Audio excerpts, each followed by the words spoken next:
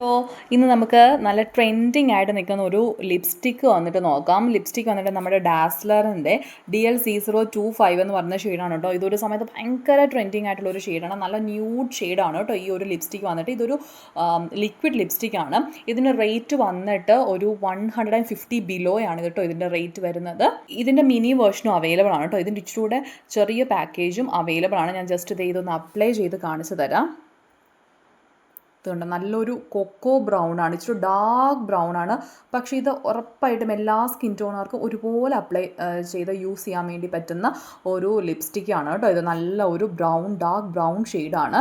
എനിക്കിതിൻ്റെ ഒരു ഡിഫക്റ്റായിട്ട് എനിക്ക് തോന്നിയെന്ന് പറയുന്നത് ഇതിന് കുറച്ച് എന്താ പറയുക, ഒരു ടോണിക്കിൻ്റെ ഒക്കെ ഒരു സ്മെല്ല് വരുന്നുണ്ട്. അങ്ങനെ ഒരു ഫ്രാഗ്രൻസ് ഇതിന് വരുന്നുണ്ട്. പക്ഷേ ഇത് അഫോർഡബിൾ ആയിട്ടുള്ള നല്ലൊരു ലിപ്സ്റ്റിക്കാണ്. അപ്പം നിങ്ങൾ അഫോർഡബിൾ ആയിട്ടുള്ള നല്ലൊരു ബ്രൗൺ ലിപ്സ്റ്റിക്കുകൾ നിങ്ങൾ നോക്കുന്നുണ്ടെങ്കിൽ നിങ്ങൾക്ക് ഉറപ്പായിട്ടും ഈ ഡാസ്ലറിൻ്റെ DL-C025 എന്ന് പറയുന്ന ഈ ഒരു ഷെയ്ഡ് നോക്കാം കേട്ടോ. നല്ല ലോങ് ലാസ്റ്റിംഗ് ആണ്, ട്രാൻസ്ഫർ പ്രൂഫാണ്.